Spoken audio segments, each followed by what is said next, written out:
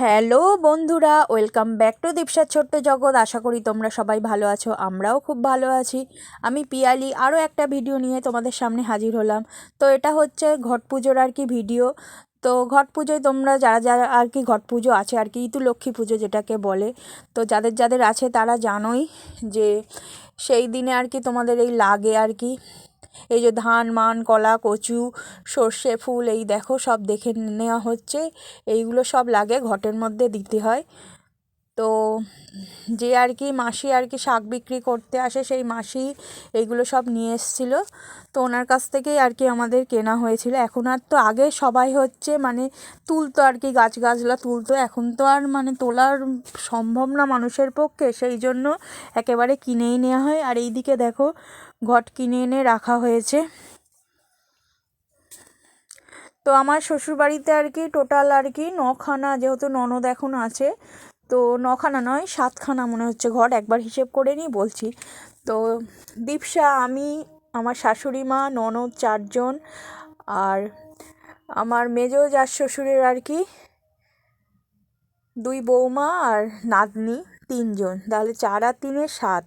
আর ঠাকুরের 2টো ঘট লাগে, যেহেতু ঠাকুরের আর কি এটা আর কি বীজোর সংখ্যাই করতে হয়, তাই ঠাকুরের 2টো ঘট দিতে হবে, একটা ঘট দিলে হবে না, সেই জন্য 9টা হচ্ছে ঘট লেগেছে। এই দেখো শাশুড়ি মা ঘটগুলোকে সাজিয়ে নিয়েছে। সেই বলছিলাম না গাছগুলো হচ্ছে তোমার ওই যে যা যা লাগে ঘটের মধ্যে দিতে হয়, তো দেখো সাজিয়ে নিয়েছে। আর দীপসাকে সেদিন স্কুলে পাঠিয়েছি, দেখো দীপসা স্কুলের জন্য রেডি হয়ে গেছে, ও স্নান টান সবই কমপ্লিট করা হয়ে গেছে। ওর ঠাকুমা কী করছে বসে বসে দেখছিল স্কুলে যাওয়ার ঠিক আগের মুহূর্তে। ওর তো যাওয়ার ইচ্ছে ছিল না, কিন্তু মানে জোর করেই আর কি পাঠিয়েছি স্কুলে, নাহলে বড্ড বদমাইশি করে। তো ওর ঘরটা আমিই পুজো করে দিয়েছিলাম। আর এইদিকে দেখো ও যে ফুলগুলো নিচ্ছে ওইগুলো ওর বাবার আর কি গাছের ফুল, ওর বাবা সব আর কি ফুলগুলো ফুটিয়েছে। সত্যি কথা বলতে কি ওর বাবা প্রচুর ফুল গাছ করেছে। আর এইদিকে দেখো ফল টল সব আনা হয়ে গেছে, একসাথেই আমাদের ঘট পুজোটা হয়। আগে আরও বেশি ঘট লাগতো, ননদ না থাকলে কম লাগে, কিন্তু যেহেতু এবারে ননদ আছে তো ননদের ঘর লেগেছে। অন্যবারে আরও বেশি লাগে, বড় জার শ্বশুরের বৌমা মেয়ে সবাই পুজো করেন, কিন্তু এবারে হচ্ছে যেহেতু বিয়ে হয়ে গেছে সেই জন্য আর ওদের ঘটগুলো বাদ গেছে। তো এখানে দেখতেই পাচ্ছ সব পুজোর জন্য জোগাড়জান্তি করা হচ্ছে। এখানে দেওয়া রয়েছে মুরগি, বাতাসা, পাটালি, আর ফার্স্টে ওই এটাই দেখলে ডিশটাই, ওখানে হচ্ছে তোমার সন্দেশ। এই যে দেখো সন্দেশ, মোয়া, পাটালি সুন্দর করে সাজিয়ে দিয়েছি আমি, কেমন সাজানোটা হয়েছে বলো। এই দিকে দেখো আমি হচ্ছে আলো সতেরো যেটা হয় না, সতেরোটা ওই চালের গুঁড়োর ফোঁটা দিতে হয় মেখে, তো সেইটা করছিলাম। আর শাশুড়ি মা সব কিছু গুছিয়ে দিচ্ছিল। ফল টল মোটামুটি কাটা কমপ্লিট হয়ে গেছে। ওইদিকে সব দেখতেই পাচ্ছ জোগাড়জান্তি মোটামুটি কমপ্লিট। তো আমি সত্যি কথা বলতে কি আলো সতেরো আগে কোনো দিন দিইনি, এই ফার্স্ট আমার হচ্ছে এবারে হাতে খড়ি আলো সতেরো দেওয়ার। তো সবাই মিলেই আর কি জোগাড়জান্তি করে নিই।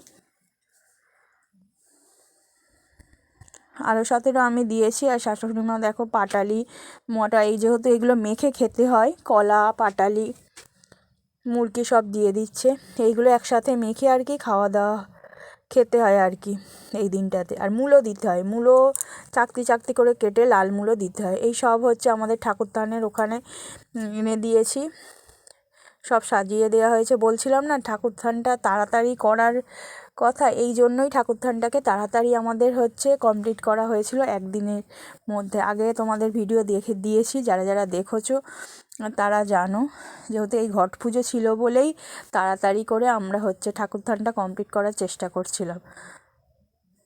তো কীরকম লাগছে অবশ্যই জানিও। তো মা যেহেতু রয়েছেন তো মাই ফার্স্ট পুজো করবেন, মেন পুজো মা করে তারপরে একে একে আমরা আর কি পুজো করে ঘটে জল দেব। তো মা সব গুছিয়ে নিচ্ছে। তো তোমাদের কার কার বাড়িতে হচ্ছে ইতু লক্ষ্মী পুজো আছে অবশ্যই কিন্তু আমাকে কমেন্টে জানিও। অনেকের 1 মাস ধরে হয়, তাদের আবার এই গাছগাছলাগুলো আর কি বড় বড় হয়ে যায়। আমাদের 1 মাস না, আমাদের আর কি দিনের দিনেই পুজোটা হয়। অনেকে শুনেছি আমি বা ইউটিউবেও আমি দেখেছি যে হচ্ছে 1 মাস ধরে হয়। তো আমাদের আবার এই নিয়মটা নয়, তাদের সরাতে দেয় ঘটগুলো আর কি।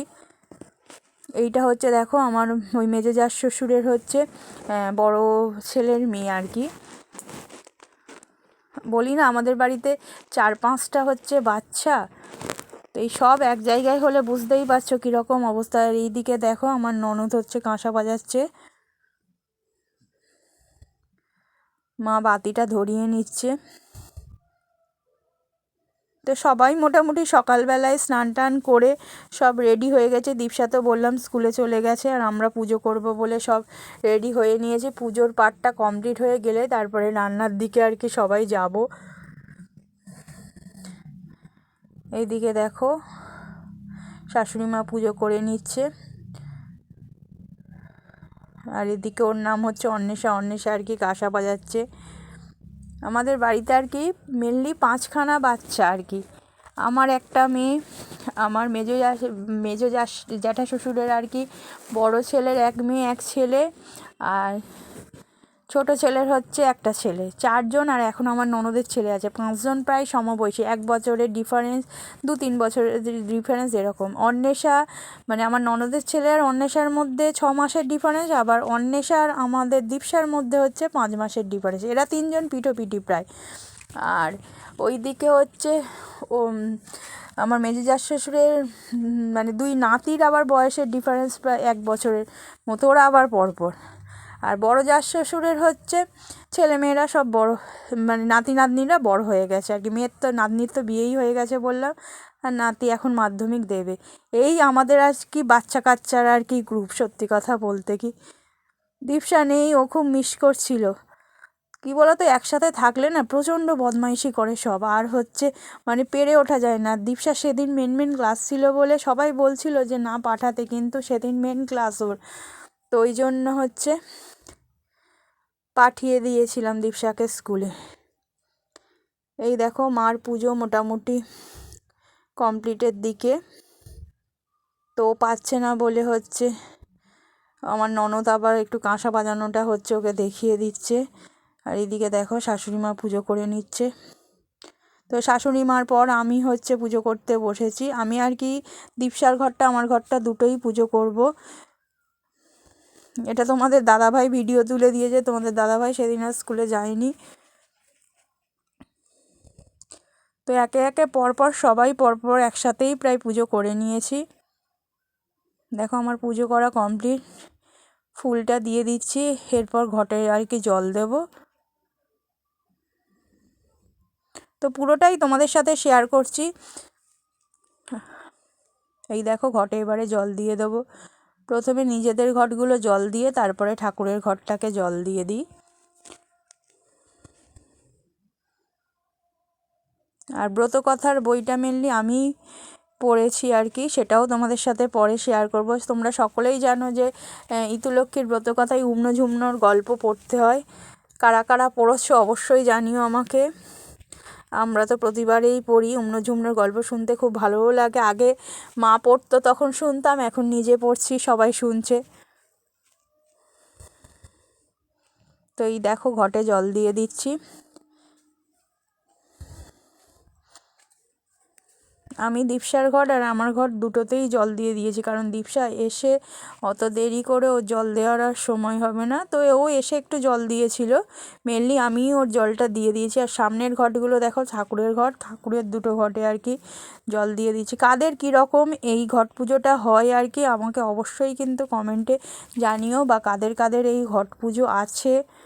আমার তো 2 বাড়িতেই আছে, বাপের বাড়িতেও আছে, শ্বশুর বাড়িতেও আছে, 2 বাড়িতেই আছে। বাপের বাড়িতে যেহেতু মা একা, মার 3টে ঘট লাগে। মারও ঠাকুরের 2টো আর মা একটা, আমি থাকলেও সেই 3টেই, আমি, মা আর ঠাকুরের। এবার কোন ঘটগুলো পুজো হয়ে গেছে আর কোনগুলো বাকি আছে সেইগুলো আর কি চিহ্নিত করে দেওয়া হচ্ছে, নাহলে একই ঘটে সবাই জল দেবে বুঝতে পারবে না, সেই জন্য বলে দিচ্ছি আর কি কোন কোন ঘটগুলো বাকি আছে।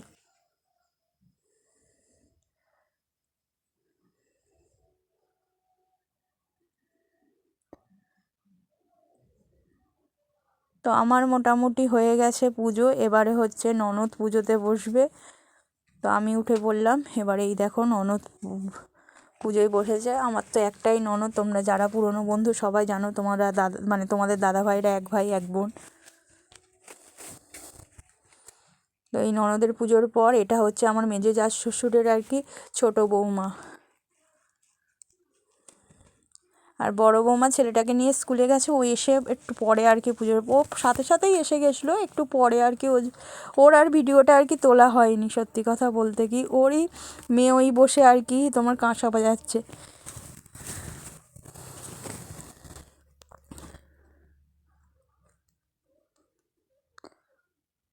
তো সবাই মোটামুটি পুজো কমপ্লিট করে নিয়ে আর কি তোমার ব্রত কথা এরপর শুনতে বসবো।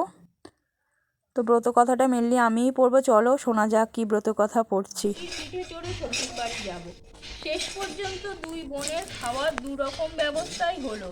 তারা খেয়ে দিয়ে যে যার স্বামীর সঙ্গে হাতি পিঠে চড়ে তাদের শ্বশুর বাড়ির দিকে রওনা হলো। অন্য যে পথ দিয়ে যেতে লাগলো সেখানে তাদের সামনে পড়লো গৃহদাহ, মরক, দুর্ভিক্ষ, যত সব অমঙ্গলের চিহ্ন।